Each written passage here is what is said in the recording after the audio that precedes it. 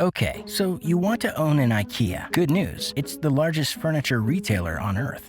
504 stores, 60 countries, 45 billion euros worth of furniture sold last year alone. It has a built-in customer base of literally everyone who has ever lived in an apartment, moved into a first home, or needed a bookshelf that costs less than a car payment. It sounds like the safest, most scalable business in the world. You cannot buy it. Not the barrier to entry is high. You cannot buy an IKEA because nobody owns IKEA. Not the Kamprad family, not investors, not a board answering to shareholders. IKEA is controlled by a Dutch foundation that has no owner, no beneficial owner, and no shares that can legally be sold to a private buyer of any kind. By the end of this video, you will understand how the biggest furniture company in the world built a structure specifically designed so that it could never be purchased, fired, or broken up. You will understand why a Swedish meatball plate is one of the most important products IKEA sells. You will understand why the most important unpaid worker in the entire company is you. And you will understand what happens to a business built entirely around getting people to walk a mile through a maze in a world where nobody wants to walk anywhere anymore. Let's start with what it actually costs to open one. A single IKEA store averages around 300,000 square feet, roughly 5 football fields under one roof. Estimates for building one from the ground up run close to $100 million. Once you account for land, the site itself, the building, and the multi-year runway needed to prove a location can support that kind of foot traffic before a single meatball is sold. And here's the part that ends the conversation for most everyone watching this. You cannot spend that money to own the store yourself. You can only spend it to become a franchise. The Enter IKEA system, BV, the company that owns the IKEA name and concept, chooses who gets that right. You are evaluated. You are approved. You do not get to decide you are opening an IKEA. IKEA decides that for you. If you are approved, here's what you actually get. You get the right to use the IKEA brand, the store layout, the product range, and the operating playbook that has been refined since 1958. In exchange, you pay an annual franchise fee of 3% of your net sales forever to enter IKEA's systems. Every dollar of furniture you sell, 3 cents of it leaves your business and goes to a company in the Netherlands that designed the couch but never touched your building. There are currently only 12 companies on Earth with this arrangement. One of them, IKEA Group, controls roughly 88% of all IKEA retail sales worldwide. The other 11 franchises split what's left. This is not a business you build. It's a license you're granted on terms you don't set that can be evaluated, renegotiated, or walked away from by the other side at any time. Now let's talk about what the license is actually worth. IKEA Group, the largest IKEA operator on the planet, generated 41.5 billion euros in revenue last fiscal year. Its net profit was 1.4 billion euros. That's a margin of roughly 3% on a business that dominates its category globally, that has 80 years of brand recognition, that gets 4.6 billion website visits a year. The actual profit kept on every euro of furniture sold is barely more than what a gas station keeps on a gallon of gas. Furniture, like fuel, turns out to be a low-margin commodity business once you scale it. The wood, the steel, the flat pack box, the freight to move it, the store big enough to display it, all of that eats the market up before it ever reaches a profit line. IKEA does not make its money by selling you a couch at a big margin. IKEA makes its money by selling you an enormous number of couches at almost no margin at all, and by getting you to buy things you didn't walk in for. So how does a company survive on a 3% margin? By designing the price tag before it designs the product. At IKEA, the process runs backwards from every other furniture maker on Earth. The designers are handed a target price first, sometimes years before the product exists, and their job is to engineer a bookshelf, a sofa, or an entire kitchen that can be manufactured, packed, shipped, and sold at that number without losing money. If the design can't hit the price, the design changes, not the price. The most famous result of that process is the Billy bookcase, introduced in 1979, sketched by a designer named Gillis Lundgren. It has sold well over 140 million units, and a new one rolls off a production line roughly every 3 seconds, around the clock, most from a single factory in southern Sweden that makes almost nothing else. A adjusted for inflation, a billy costs less today than it did decades ago, which is not how prices are supposed to work. It happens because every screw, every millimeter of particle board, every gram of the packing that has been re-engineered again and again to shave fractions of a cent, and it happened at a scale most people never think about. IKEA consumes close to 1% of the world's entire commercial wood supply. One company, 1% of the planet's traded wood. That is what it takes to make a 3% margin survivable. But the single biggest cost-saving innovation in IKEA's history isn't in the factory. It's you. In 1956, the same designer, Gillis Lundgren, was trying to fit a small table into the back of a car, couldn't, and sawed the legs off. That moment became the flat pack, and the flat pack changed the math of the entire industry. An assembled couch is mostly air, and air is the most expensive thing you can ship.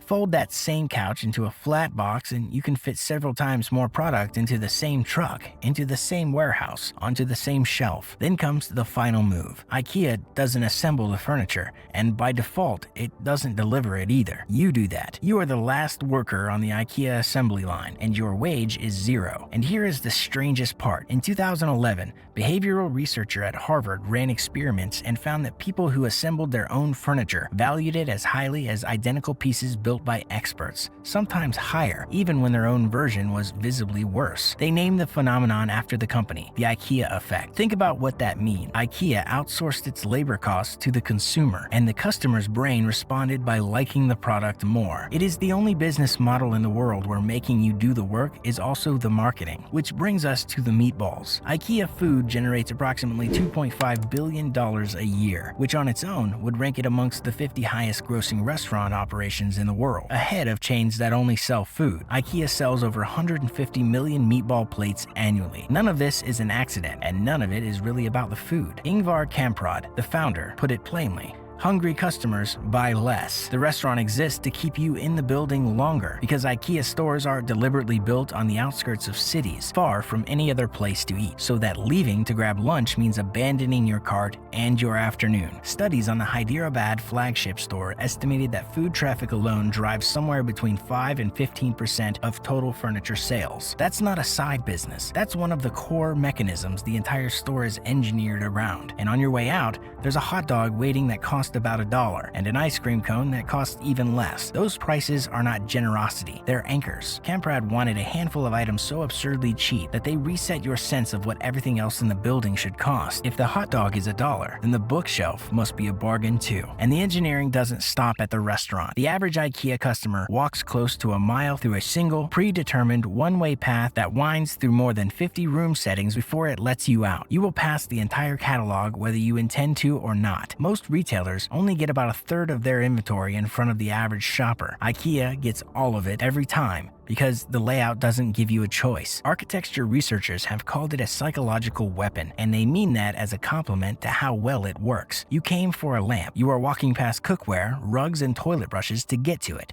and by the time you reach the checkout, the lamp is one item in a cart you didn't plan to fill. So the business isn't really a furniture company with a restaurant and a maze attached. It's a foot traffic machine that happens to sell furniture, food, and impulse purchases at 3 different margins, stacked on top of each other, inside a building that cost $100 million to build and that you don't actually own. Now, let's talk about the things sitting underneath all of it. In 2006, The Economist laid out how the ownership structure actually works, and the picture is strange even by the standards of large corporations. The Kamprad family placed their ownership into the Stichting Inca Foundation decades ago. That foundation cannot be bought. Its bylaws only allow its assets to transfer to another foundation with an identical charitable purpose. There are no shares to acquire, no board seat to buy your way onto, no hostile takeover that could ever succeed, because there is no owner on the other end of the transaction to sell to you. Of the profit the foundation does generate, 85% is required to be reinvested back into the business, and only 15% goes towards the foundation's charitable purpose. For years, the charitable purpose was narrow enough that the foundation sat on tens of billions of dollars in value while giving away a fraction of it, which is part of why European regulators spent the better part of a decade investigating whether an entire arrangement arrangement was built to minimize tax rather than to serve a charitable mission. That investigation, at its peak,